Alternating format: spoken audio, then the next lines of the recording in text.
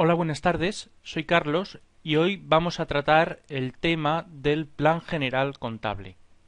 En este curso de iniciación que comencé hace aproximadamente un mes o mes y medio y que, poco a poco vamos poniendo lecciones sobre la contabilidad y sobre la introducción a la contabilidad.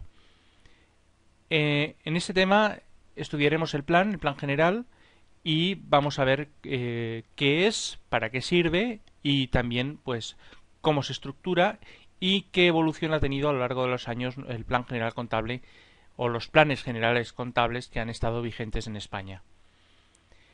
¿Qué es un plan general contable? Bueno, es simplemente el texto legal que regula la contabilidad de las empresas en España, es decir, afecta al territorio español.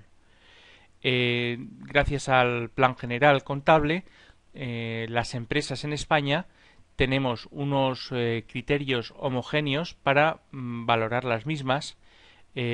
Podemos compararlas entre ellas, unas empresas con otras. Nos proporciona también seguridad jurídica a la hora de contabilizar y a la hora de tener en cuenta los beneficios empresariales, ya que si nos ajustamos a las normas de la contabilidad y somos fieles a ellas, no deberíamos de tener ningún problema con el fisco o con otras entidades, ya que nos estamos ajustando a la imagen fiel de la empresa. Bien, el Plan General Contable es un libro básicamente también de consulta, es decir, sirve para las empresas o para las personas, los profesionales que se dedican a la contabilidad, a tener un manual de referencia. Sería como la Biblia del contable.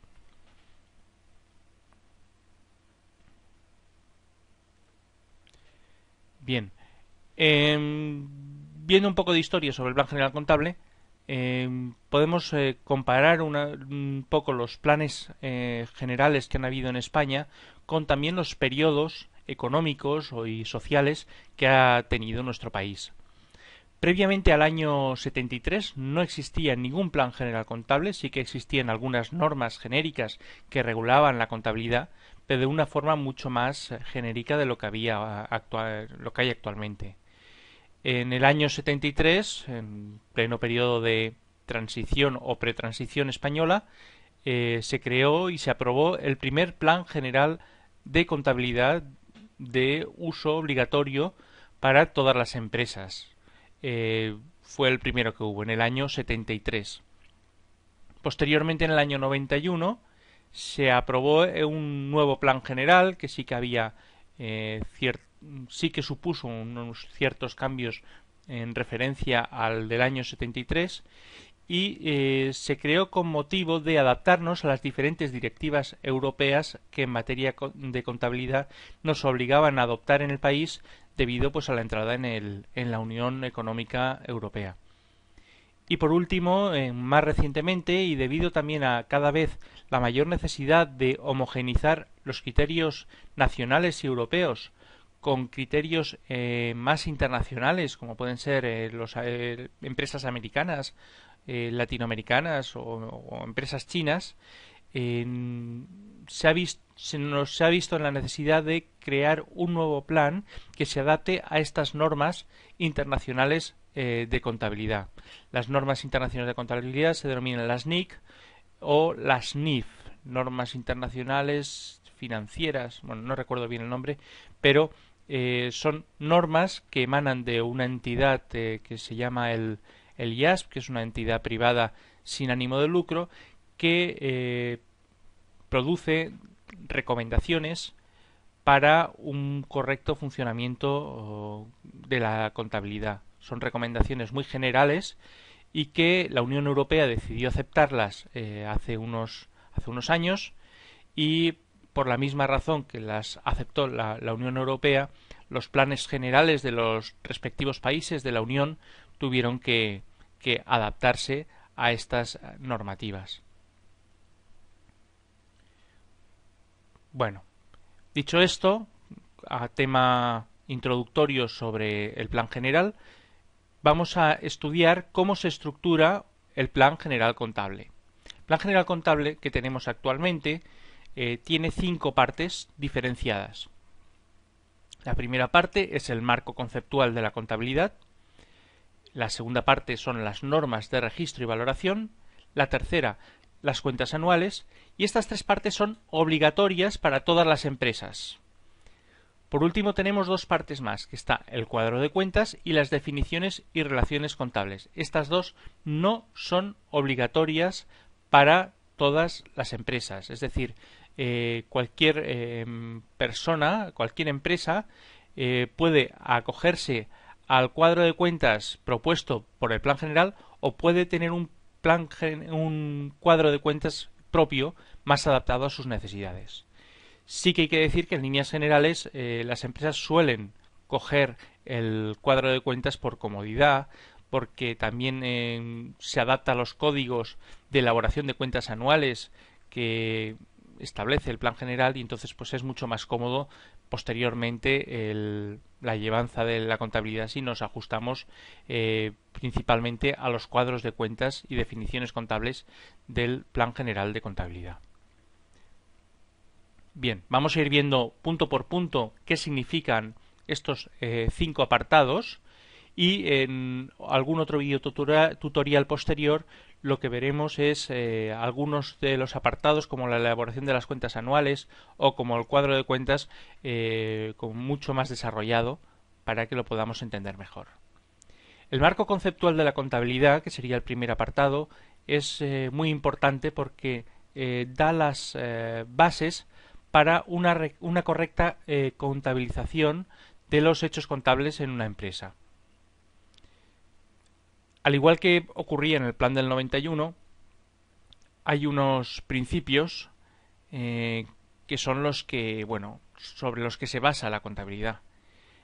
Los principios son el principio de empresa en funcionamiento, por el cual suponemos que una empresa no la vamos a contabilizar en base a una futura liquidación, sino a que va a tener una vida o una duración indefinida.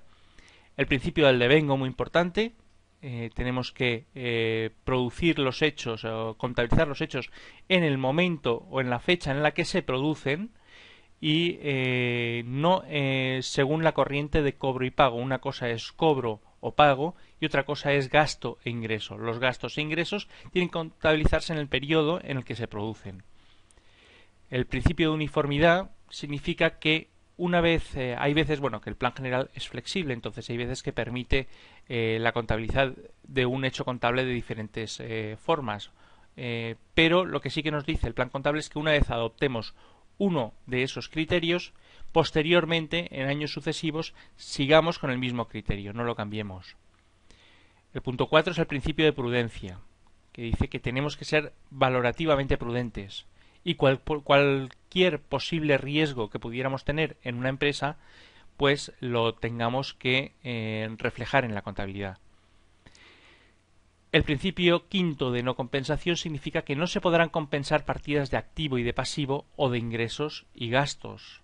Es decir, si tenemos un ingreso con un mismo cliente y un gasto con ese mismo cliente, contabilizaremos dos operaciones, una por el ingreso, que supone un mayor beneficio, y otra por el gasto, que supone una mayor pérdida. También podríamos hacer lo mismo con clientes y proveedores. Si tenemos un cliente que a su vez es proveedor, no podemos compensar esas dos cuentas, sino que tenemos que contabilizarla una independientemente de la otra. El principio de importancia relativa quiere decir que posiblemente hayan determinados hechos contables que no sea necesario contabilizarlos, simplemente porque la importancia relativa al tamaño o a la dimensión de la empresa es muy pequeña. Imaginemos, yo que sé, se nos pierde un sacapuntas, pues lógicamente eso no afecta a la imagen fiel de la empresa, que es lo más importante de todo, y por tanto no sería necesario contabilizarlo. En caso de conflicto entre estos principios, tendremos que utilizar el que mejor refleje la imagen fiel de la empresa. Los que conozcáis el plan del año 91 sabréis que en aquel plan el principio que prevalecía sobre los demás era el principio de prudencia, pues ahora mismo no es el caso. Por otro lado, en el marco conceptual especifica claramente qué es un activo, qué es un pasivo, qué es el patrimonio neto, qué son ingresos, qué son gastos. Y por último, establece determinados criterios de valoración, que son los que nombra aquí del 1 al 10. Prácticamente los dos más importantes son los dos primeros.